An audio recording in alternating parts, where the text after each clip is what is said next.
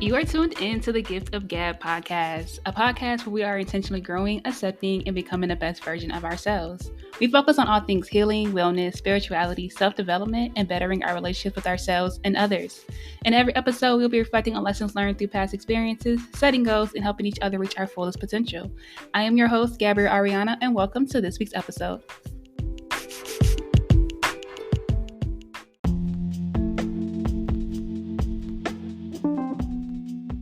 Hello, you guys. Welcome back to the Gift of Gab podcast. I am your host, Gabrielle Ariana. I hope you guys are doing well today. Let's first start off by giving a huge shout out to everybody Black, because it is Black History Month. So happy Black History Month, happy Black History Year, just happy Black History to all of us.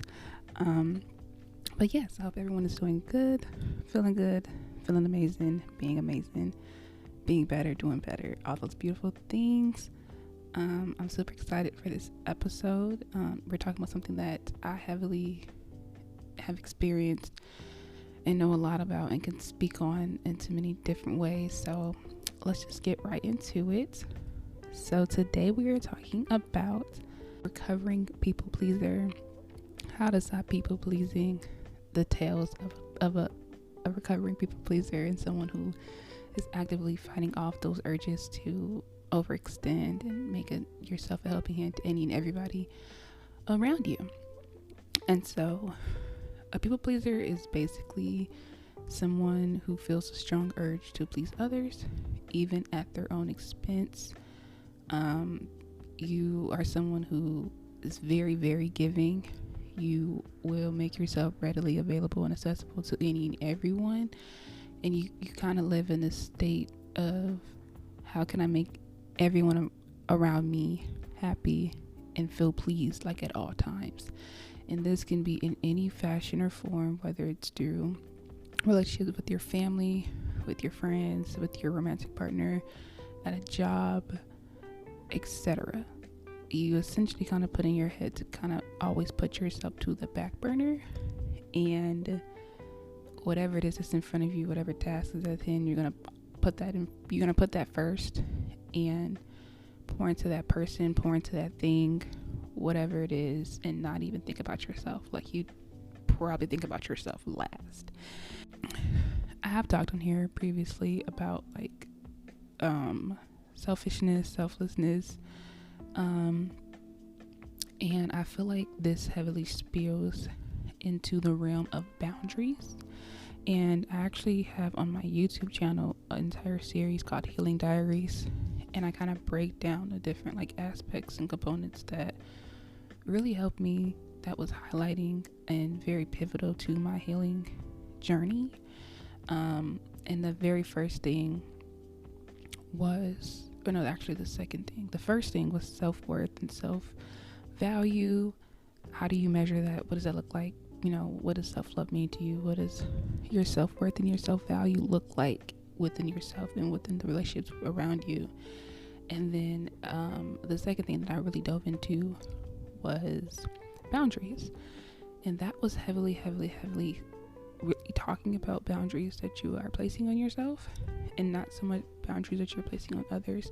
And essentially, I'm basically highlighting and really kind of emphasizing how things within yourself is a direct reflection of everything outside of you. It's everything, whether that's your relationships, how you show up for work, how you show up in the world, whatever the case may be, is a direct reflection of how you show up for yourself, how you pour into yourself, how you love yourself, how you have boundaries within yourself, all of those things, right? And this was I think over a year ago, probably close to 2 years, maybe, or not, probably not all the way close to 2 years, but it was a good, at least a year, that I created that mini series and talked about a plethora of different types of topics within the realm of just things that I've learned through healing.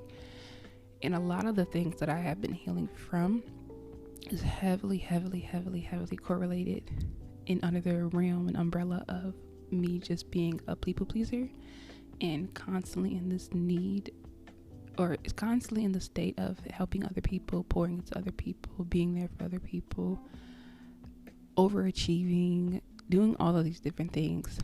And it only took me now at this big age of 26 years old to realize that all of those, like me just operating in that type of way, really was not beneficial to me or anybody else, no matter how much I thought that it was in the time of which I was doing it. But let's really talk about it. Let's talk about details of recovering people pleaser. What are the things that I have done since to really help myself not overextend, not people please, not overachieve and feel like I have to wear myself thin. And what did it stem from? Because I feel like a lot of the times people pleasing stems from your childhood, and you're typically someone who grew up in a childhood or an environment in childhood where you were never seen, you were never heard, you were never really understood, you were never really prioritized, appreciated, you were never really a first thought from anyone, and you kind of got used to that, the feeling of never really being prioritized, never being a first thought, never being on the receiving end of anything in that light, until you kind of molded yourself to only do those things to other people. And for myself, it kind of stemmed from the fact that because I was never on the receiving end of it, even still to this day, I'm like, oh, well, I know what it feels like to not be seen. I know what it feels like to not be heard. I know what it feels like to not have someone to go to, not be a thought to someone, or not have someone show up for you. So I'm going to make it my goal to be that person for everybody, every single thing, and everyone around me. And it just kind of put me in this state of always just kind of I don't want to say performative, but performative is like the best way to kind of put it, because it's essentially what you're doing. You're just performing and performing and performing, and you're performing well in these different, categories in different ways in your life, whether that's through a job, your schooling, and your relationships. Like I was doing so much when I was in college. I was attached to so many different organizations, and on top of having a job, on top of having a work job, on top of the stuff that I was doing with my family, being there for my family, being the person that they can go to, on top of the friends that I've had at the time, the people that I was surrounding myself with, pouring into those relationships. And I was never putting myself in the prioritization of none of those things. I was never thinking about myself first. It was always, okay, what are the things that I could do to add a whole bunch of stuff on my resume, and now have all these, good accolades, whatever. What else can I do in this job to show, like, I appreciate it, or I really want to be here, or it's helping me get to somewhere else, even somewhere I don't really actually want to be or have an alignment to. How can I really show the people that I have relationships with that I care about them, that I'm there for them, etc.? How can I do that same thing for my family? I was never ever the first, second, third, fourth, fifth thought in my own mind. Like, it was never me. I was never thinking, well, Gabby, what do you need? How are you feeling right now? Let's take a break and let's take a pause and check in with Gabby, because right now you've been checking in with everybody else and checking in the whole world, but ain't nobody checking in on you, not even yourself. And only just now, after all this time, I could look back and say, hey, I really was not really there for myself. I was never showing up for myself. I was never prioritizing myself. And when you are a people pleaser, when you are someone who pleases other people on, just naturally, just your instinct, because of, how you were raised, and the fact that you never ever had someone that would, be there for you and do for you. So you did for everybody else and for yourself. That's what it was for me. It creates so many relationships, and it kind of keeps you in a cycle, in a sense, honestly, of doing so many different things, trying to fill like a void that you're never fulfilling. And helping other people and caring for other people, it's a very fulfilling feeling, and it should feel that way, but it shouldn't come from a place of where you are still getting the shorter end of the stick, and you're kind of feeling as fulfilled as you may feel helping someone, or pouring into someone, or doing this thing and achieving this next goal, or whatever, kind of proving yourself, showing your worth. It leaves you feeling fulfilled in the moment, but then it leaves you dry and it leaves you empty, because again, you're not pouring into your cup. No one around you is pouring into your cup. People around you are barely even acknowledging what it is that you're doing, because at this point it's become a normalcy for you to be the person to always be readily available, go above and beyond for the next person, always saying yes, always putting other people's first, always checking in on everyone else, always being the one to, whatever, if it's a job, turn your job assignment in first, or pick up extra load of work, or doing extra credit work at a school, want to do extracurricular activities, and kind of show when you portray yourself in this way to the world, like you kind of have it all together because you can juggle so many different things at one time, and you're wearing it very well, and you created these relationships with people where you are consistently always putting them first. You're consistently always, probably in a state of worry about them and what they got going on, and you're like, oh, I want to do whatever it is that I can to help them. They're expecting that out of you, and you can really create a lot of relationships with people that are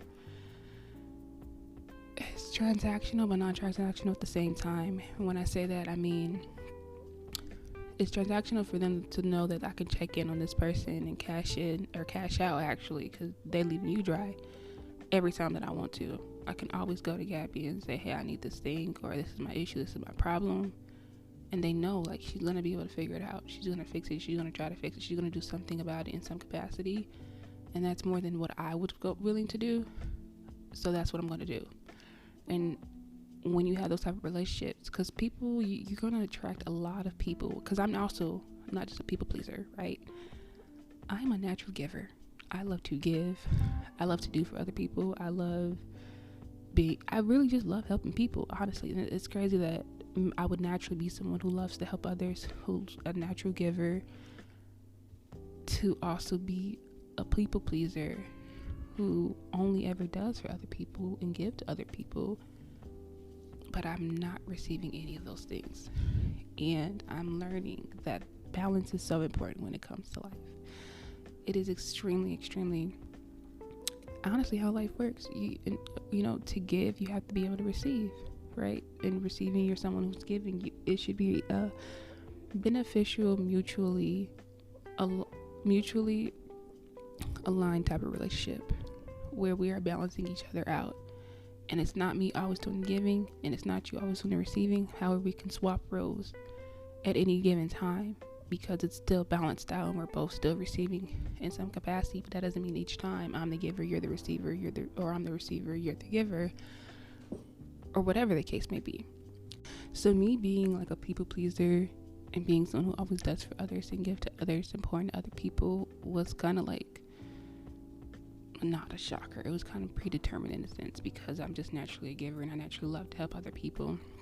But I've definitely put myself in a lot of unfulfilling relationships, non-reciprocal relationships, and feeling very just depleted and thin and unfulfilled all the time, like not watered, not cared about. And in those type of times, it literally can create a room for resentment towards other people, I've noticed. But because I don't like to focus everything on other people solely and really myself, because essentially what I'm focusing on myself is what will physically manifest externally, right? And it creates a lot of resentment towards other people, yes, because you're resenting these people for not caring about you. You're resenting these people for not putting you first. You're resenting them for the very bare minimum, not even showing up for you and just not reciprocating that same energy that you're pouring into them. But you also resent yourself more for even allowing yourself, or have actually been the reasoning, or the person that's putting yourself in those type of relationships in that type of situation, and having to be in that type of state. And because of your being resentment towards yourself and to others, it kind of puts you in the space of just kind of isolation, I would say. I feel like I definitely go into isolation a lot, in solitude, and would have times where I'm thinking like, dang, this person really don't care, or like I really just went above and beyond for this thing and it wasn't really getting the recognition that I thought it would have gotten.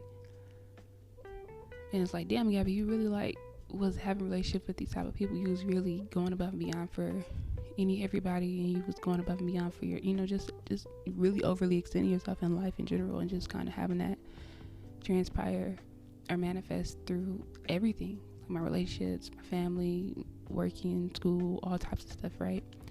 but it was never manifesting and materializing for myself and how I was showing up for myself. And it left me feeling very resented. I was resenting a lot of people and a lot of times, and especially myself. And so I noticed also people that are typically a people pleaser, because it's like people pleaser circle. I know people who are people pleasers, and I could easily now pinpoint it out of somebody else because I was doing that for so long. But they're typically the type of person who avoids confrontation, and so because you avoid confrontation, you don't really bring up the things that kind of bothers you, that you don't realize is really bothering you until like way after the fact. And that's where that resentment comes in at, because it's like, oh, I was pouring into all these relationships and I was, going above and beyond for this job, and they didn't acknowledge it, they didn't appreciate it.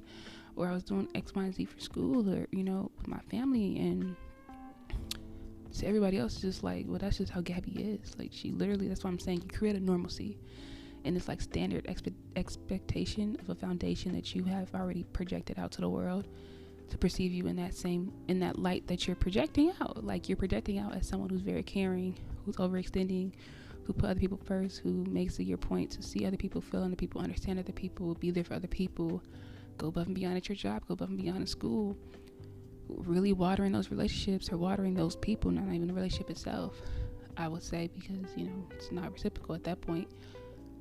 But if everybody else have perceived you in this way, to them it's just a regular Tuesday when you do all of these things, because that's what you've projected out, right? It's a normalcy for them. It's almost an expectancy for you to do that, and for you to do anything other than that will then raise flags and raise eyebrows, and they're like, hold on, who is this person right here in front of me? This is not the Gabby that I know. This is the Gabby that I know. She's going to do whatever it is, she can to help somebody. She's going to be the person to be readily available and accessible to anybody and everybody, because she wants to make sure everyone feels better and is happy. And so let me piggyback and kind of roll back to what I was saying, is that as a people pleaser, you're someone who's like not confrontational. You don't like confrontation. You don't really want to do those hard, difficult conversations. So to avoid all of that, it's what can I do to make sure this person feels better and feels happy, and they're not, they don't feel bad, because I don't want to have the conversations that are going to like make me feel uncomfortable, which is really necessary to my own growth, their growth, and the growth of the relationship. And also kind of sets the foundation and tone to see how beneficial the relationship is for both of you by having hard conversations. And that's a whole different topic within itself, with how important hard conversations are just in life in general, but especially with your relationship to the people that you really care about and that you have in your circle. And being a people pleaser, you tend to be someone who avoids confrontation. You tend to be, later on in life, someone who's full of resentment, or you're resenting people and don't realize you're resenting them because of the simple fact that they're, one, more than likely not appreciating you and how much you have been pouring into them, because again, it's a normalcy they kind of expected out of you, because that is literally the foundation you kind of created for yourself. And so to really overcome all of those things, to really get out of this world of people pleasing, and that's why I'm saying, I'm a tales of a recovering people pleaser. I'm recovering from it. It doesn't happen overnight. It definitely doesn't happen even within a year for some people like myself, because it's like ingrained in I feel like there's some type of science behind it, but I definitely don't know the science portion of it all. But I feel like there's some type of science, human design aspect, if you will, honestly, that plays a huge role as to me naturally being someone who gives and loves to help other people, how that easily overspilled into people pleasing, because a lot of relationships that I've been in have never been fulfilling for myself. Definitely fulfilling for other people, but never for, it's never been reciprocal in a loving and appreciating, pouring into you, pouring into my relationship. So here we are now, recovering people pleaser, trying to figure out life and how to, stop people pleasing. But one of the things, let's circle back, is boundaries. These are I'm going to talk about the ways of things that I've been doing that I feel helps with someone who was a recovering people pleaser. And the number one, I'm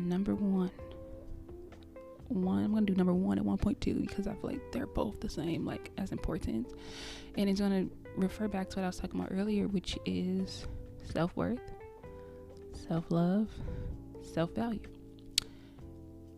When you know your self-worth, not even just knowing your self-worth, but knowing it is the huge part of it, but actually exercising. That's why in my one episode when I was talking about if you knew better, you do better. Or no, yeah, not if you knew better, you do better, but just the concept of people saying if you knew better, then you would do better. But that's not an automatic, like, oh, I know this thing is better for me, so I'm gonna do it. That's the same realm of self-respect and self-love and self-worth. I've always knew my self-worth. I've always knew what my value was within myself and how that value would materialize, externally to the world and with other people. And I've always of course I love myself, but I had to redefine what the self-love what it really was internally, and not really what it was externally.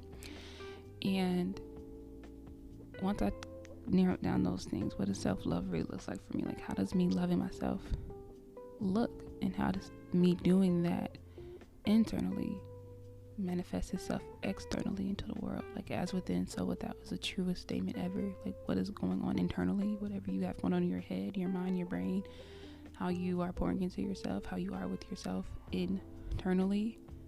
These are the non-physical things. I'm not talking about like the maintenance of, like, self-care of, let me go get my nails done, hair done, all of those things, going on a date, a self date, which I've done all those things plenty of times. Like, that was a normalcy for me. It was never nothing new. So that wasn't like a materialized way of, like, or physical way of saying, oh, this is me showing self-love. That's what I thought it looked like, was taking time for myself. Because one thing about it is, as much as I love other people and I love being there for other people, and I was a people pleaser, if I needed time for myself, I was going to give myself time for myself. I'm going to go in hermit mode at any given moment, and it didn't matter. Will I step out of hermit mode when I know that I need to still be in there to help somebody else? Yes, and that's where the people pleasing came in at. So now I'm like, if I need to just not text nobody for 2 days or a week at a time, that's what I'm going to do. Instead of, I'm going to take my break from my phone for a week. 2 days in, somebody's texting me and I'm like, oh damn, let me see what they got going on, because what if they need me? I need to be that person to be there for them, to overextend, of course, right? Not even thinking. So I've grown in that aspect of self-love, self-value, and self-worth. My worth and my value as a person is, to me, for myself, the highest of high. And that has been a part of the realm and created and molded from how I show love for myself, how I love myself internally, right? Physically, mentally, spiritually, emotionally, all of the leads. And that's been the main thing that's helped me with recovering as a people pleaser.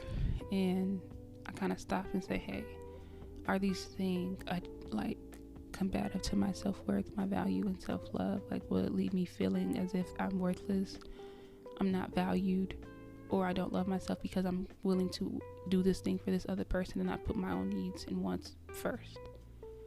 And that's why, and when you think about it, because I guess this episode is really kind of tying a lot of the previous things that I've talked about together. I was saying, like, you have to be selfish to be selfless. Like, you have to put yourself first, pour into yourself, love yourself, know your worth, know your value first, right? Before you can go be selfless and do for somebody else. So in a way, all these different things that I've already talked about on my podcast has been huge pivotal instruments of puzzle pieces to my large puzzle of me recovering as a recovering people pleaser, as being someone who has been, just doing a 180 and being very intentional with my growth, with the things that I'm accepting within myself, with other people, and the person that I'm becoming. Like, that's really what kind of created and started all of these things, was all of these little gems that I picked up and learned, and things that I've experienced out of life. And so one of the things that's really been helping me with people pleasing and just being a recovering people pleaser is really setting the foundation of, and never going off this foundation, right? Never getting out of this realm of what is my self-worth, my value, and love, right? I don't want to leave myself in spaces or times or encounters where I feel like my worth is not being appreciated, I'm not being valued, and I'm not really loving myself internally.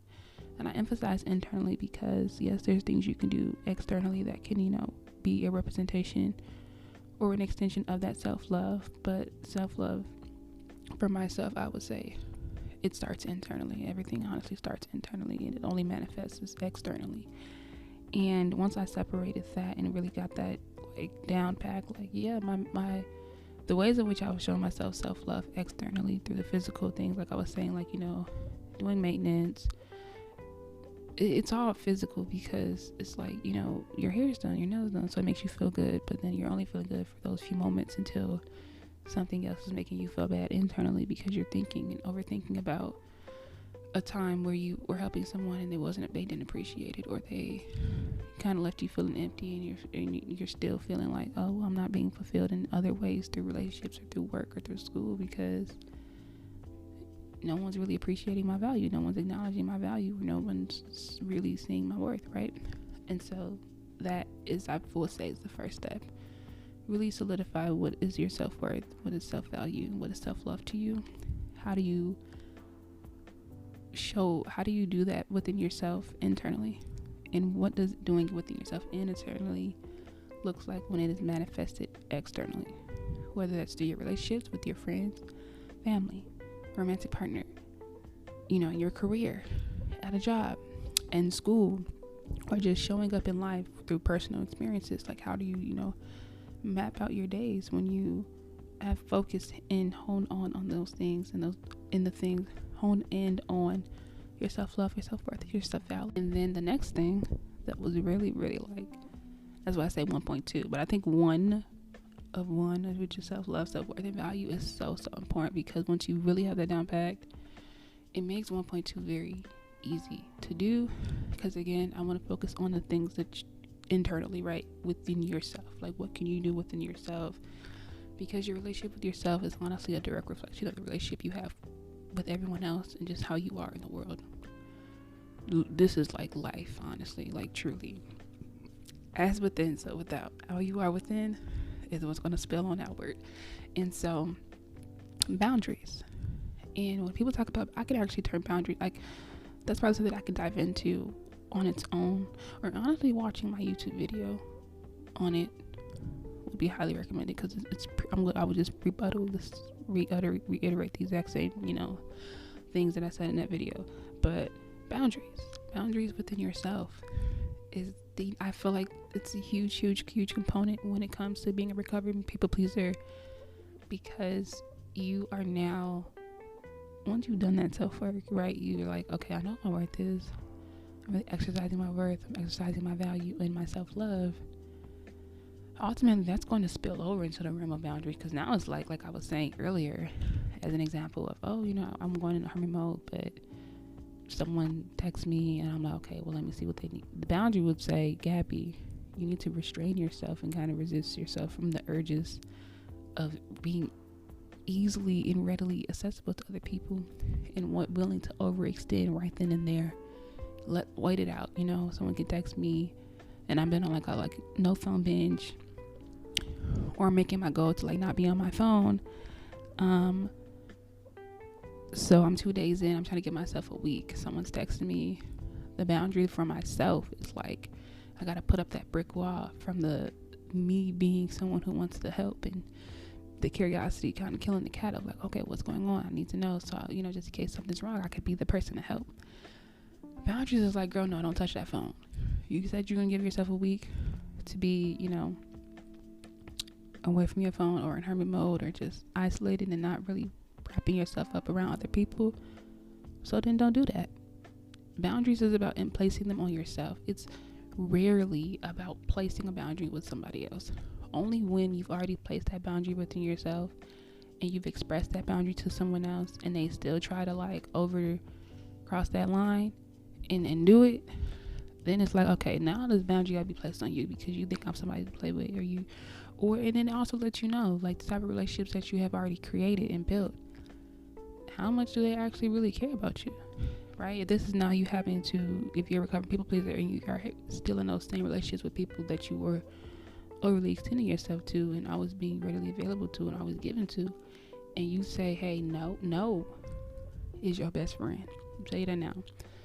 No is a full sentence. Baby, that's a whole dissertation. Those 2 little letters with a period.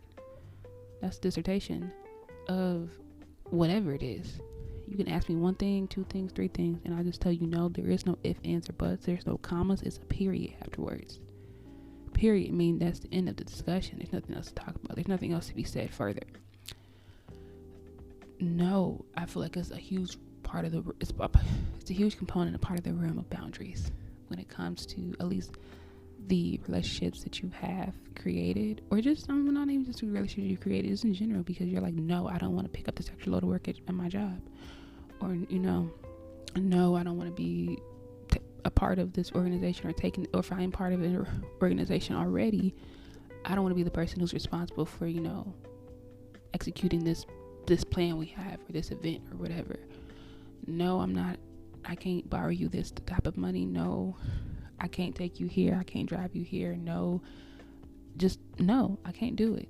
And that, when you tell somebody no, that will let you know everything it is you need to know about that person. It will definitely let you know everything you need to know about that relationship.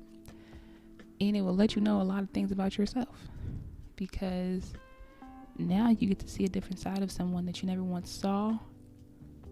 And now you get to see even yourself, because you've never been someone who says no to people. So now when you do that, it's like, oh, this is what it feels like to really put myself first and really materialize my self-love and value and worth by saying no, because I don't want to do this thing. Or no, I don't energetically have the time or the energy to pour into this thing or pour into this person, or I just don't want to do it. And sometimes you don't have to give a big explanation. You don't never have to give an explanation, not even to yourself. If your first instinct is to say no, then that's just no, and that's just it. You don't question it. Move on. And how that person reacts and how they respond to your no, it should let you know, and more than likely will, because it's what it was for me. Is the moment I say no, it's like, wait, that's not the Gabby that I know, because Gabby always says yes. Baby, no. When I start saying no, I got to really see people's true colors. The truth. So they will show me colors I didn't even know existed. And I was like, oh, so y'all really don't care about me. So those times where I'm kind of, it was also a confirming time, because it was confirming a lot of things that I already knew.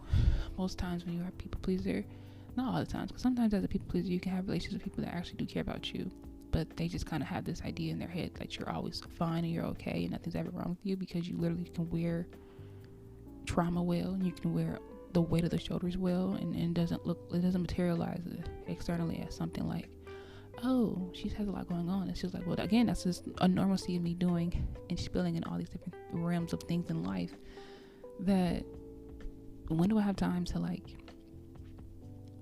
sit and be like, oh my God, there's so much going on, shit's going on in my life, and I'm like, okay, well, life goes on, let me continue going with it. And now I'm just like, life is going on, but babe, I'm gonna take a pause on life, whatever that looks like for me. And so it's 2 things that can exist. You can have relationships with people that do care about you, but you created this normalcy, or expectancy rather, of you operating in a certain capacity, in a certain light, and how you projected yourself out to the world. So they're like, that's all I know is Gabby being this person that does X, Y, Z, and 20 million juggling 20 million things at one time. She's like, no one else who they're just like, they only want to receive what you're willing to give. So when you tell them no, it's like, oh, she's not willing to give to me no more. So now I'm going to be mean to you. Now I'm going to be disrespectful towards you. Now I'm going to show you how I really actually feel about you. And that's just that I don't feel anything at all. I really don't care about you. I just know that you are someone else willing to do whatever it is for me, or if I needed something or asked for something, you're going to be the person that's willing to get it for me or get me to someone who can. So you get to see these people's truest intentions, their true colors. So when it comes to those types of situations, when it comes with boundaries and saying no, there's 2 things that can happen, mainly when it comes to relationships. And now that's where the growth comes in, because you're growing out of this people pleasing mentality and mindset. So as much as you hate confrontation and you hate those hard conversations, this is the time to have them, truly. And I can honestly say, for myself, I did not have them with a lot of people that I once had relationships with, only because it was more of the part B of, oh, Gabby's not accessible, or Gabby's saying no. let me not even ask Gab. I don't even want to reach out to her no more type of stuff, because now I know that she's finally putting herself first. She's not gonna put me ahead of whatever she got going on.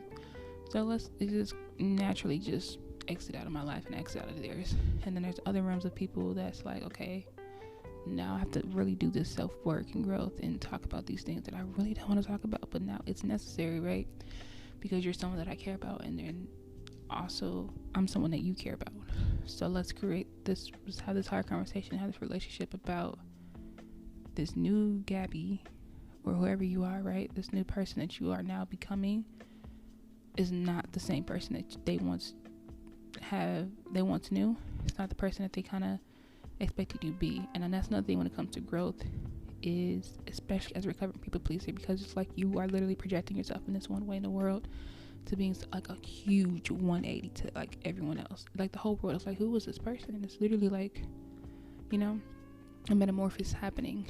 And you kind of have to not really explain yourself, but like, let's sit down and have a conversation and say, hey, no, I'm not going to be always accessible to you.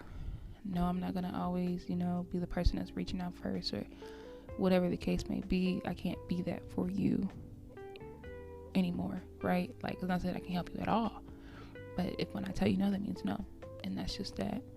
And now let's create the space to talk about what can they do as a person to really show you that you are loved and appreciated, and that they are, how you can pour into me more, or how that looks like, what that would materialize as you pouring into me more, rather than that is just respecting my boundary, right? That's a way of pouring into someone else and showing that you value and love them by just respecting their boundary. If they said no, don't question it, just leave it as that, and just know that they didn't have the capacity, or even if they don't have the capacity, they just simply didn't want to do whatever the thing is. And that is a huge growth spurt. It helps you with growth, and it helps you a lot just within those relationships, and just how you are now operating, and you're growing in so many ways, because you've become this person that are doing things that you never did, that you pretty much kind of avoided doing, because you wanted to people please and please everyone around you. And so another thing I would say that also helps as a recovering people pleaser is, and I speak heavily in the realms of relationships, whether it's friend, family, romantic, whatever, because I feel like those, in any category, those relationships, the relationships in life that really helps you grow as a person, truly, like both people, is relationships that you have with other people.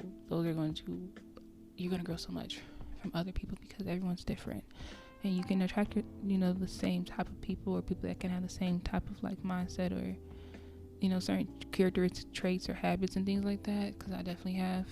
However, people have elaborate ways of how those things will manifest within themselves. So you can meet someone who probably operate in the same type of mindset, but how they materialize that is different than that, like someone else that you've experienced that same type of thing with. So it still allows you to grow in some capacity, but being very intentional within your relationships, and even at work, and in school, or just in the world, where you are now being receptive to receiving. And how does being receptive to receiving play a huge role in people pleasing? It does, because you are more than likely someone who only ever gives, and you're never taking, and you're never receiving.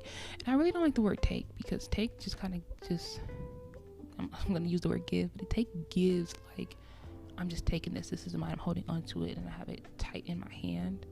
I'm not going to let it go.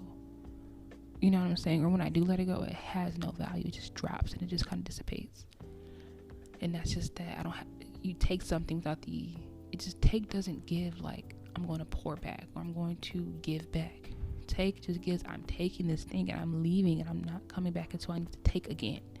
Whereas receiving just gives like, oh, I'm being poured. I'm literally imagining like someone pouring water into a cup when I think of receiving, because water is fulfilling, water is essential, you want that, it's refreshing.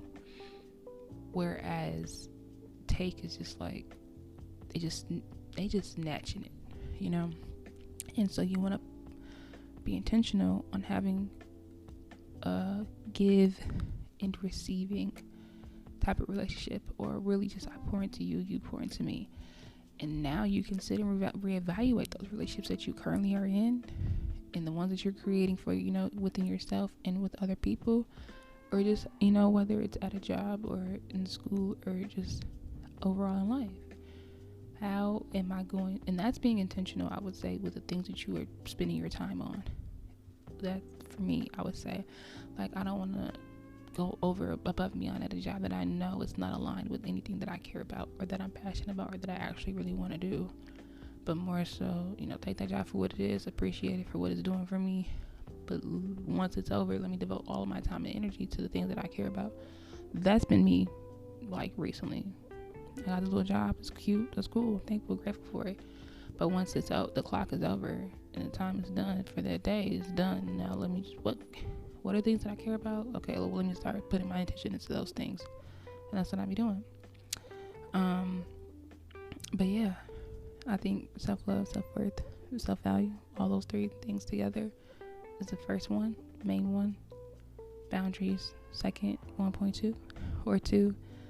And then 3 is setting the foundation of reciprocal relationships, just reciprocity in general in life. Being balanced. When you are balanced, you are fulfilled, and you are being fulfilled, and you're fulfilling to other people or just the world, because you are in a state of you're in a state of a flow. You're in a state that allows you to, I think of the yin and yang symbol, right? White and black, but black is also in the white and the white is also in the black. So it's like you're never lacking anything.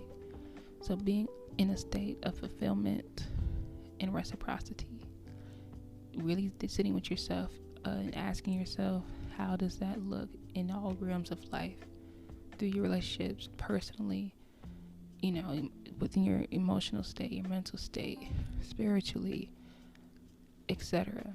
How does that look? Sitting down with yourself and really solidifying that and making it your goal to have a life that is of that type of light, that is of that type of substance, that's substantial to you, beneficial to you, fulfilling to you.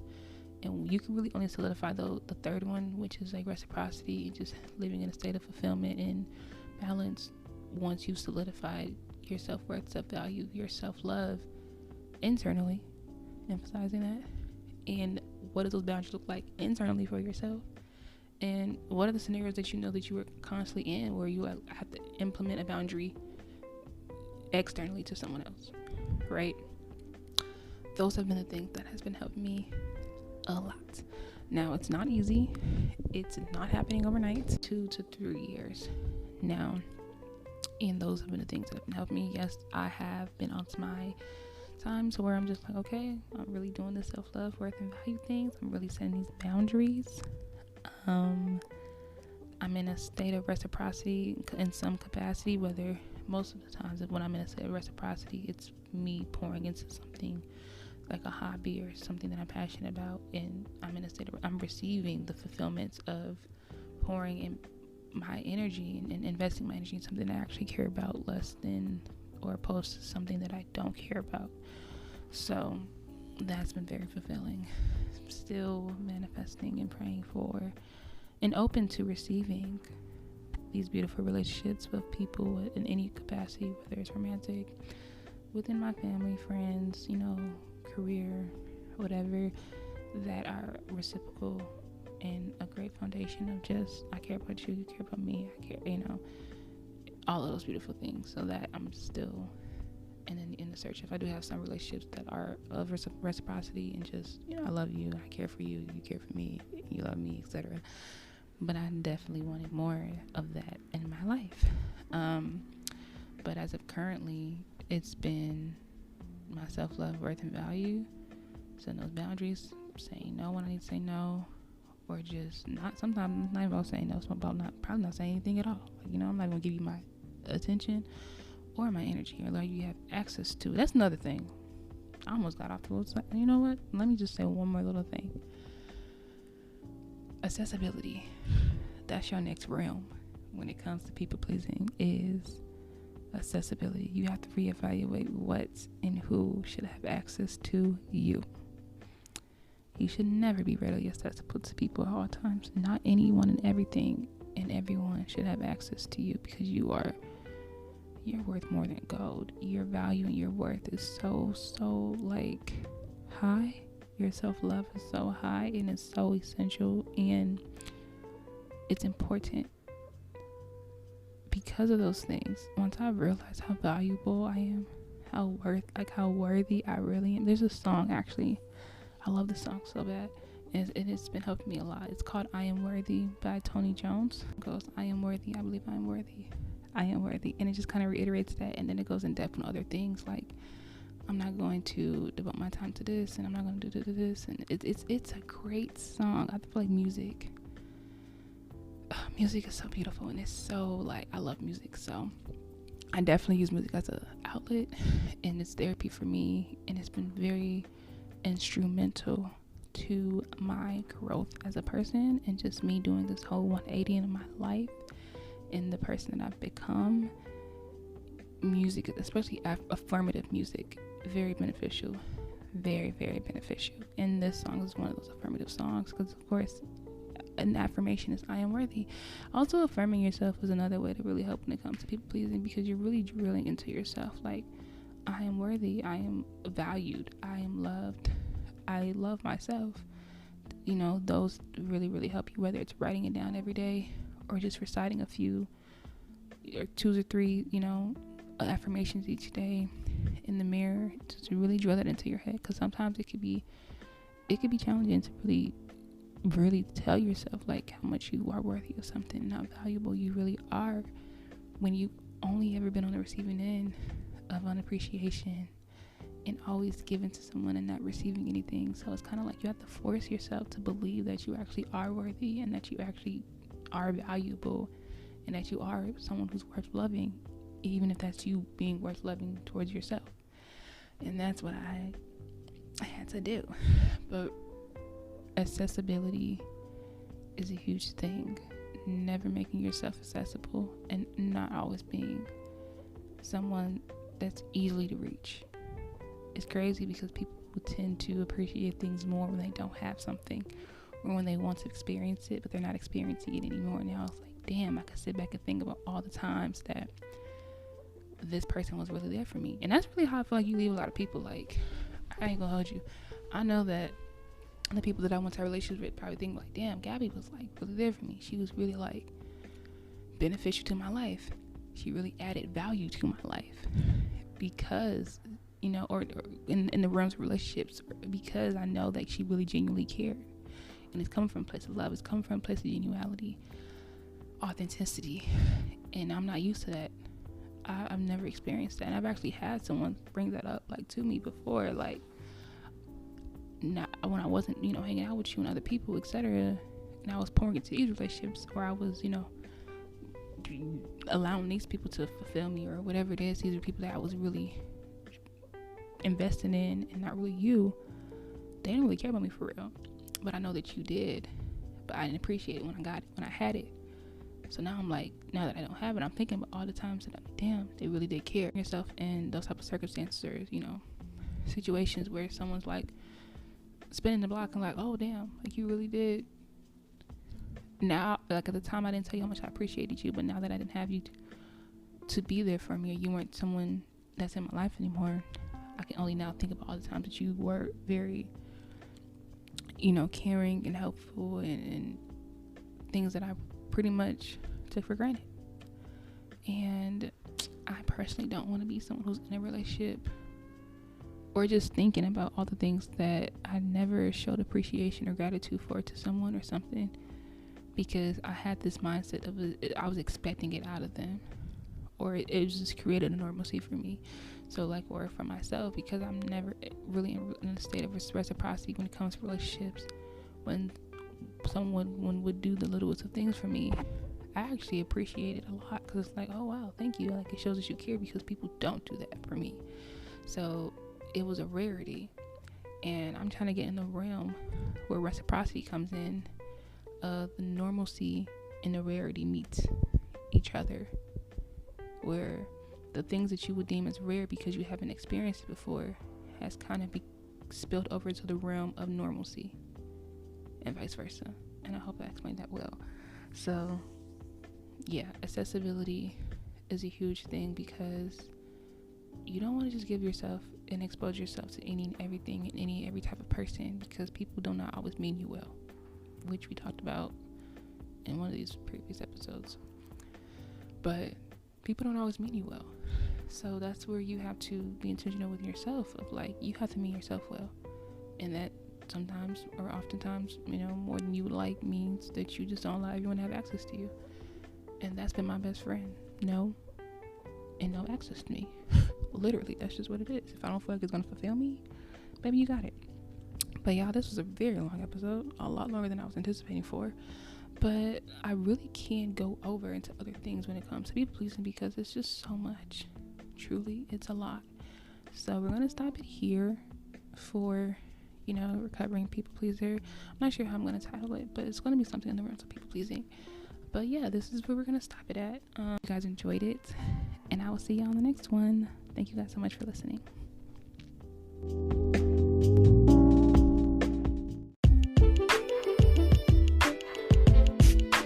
Thank you so much for tuning in to this week's episode of the Gift of Gab podcast. Be sure to follow us on all social media platforms at thegiftofgab_pod. I will speak to you all next week. Thank you guys so much. Continue to grow, accept, and become someone greater than you are now.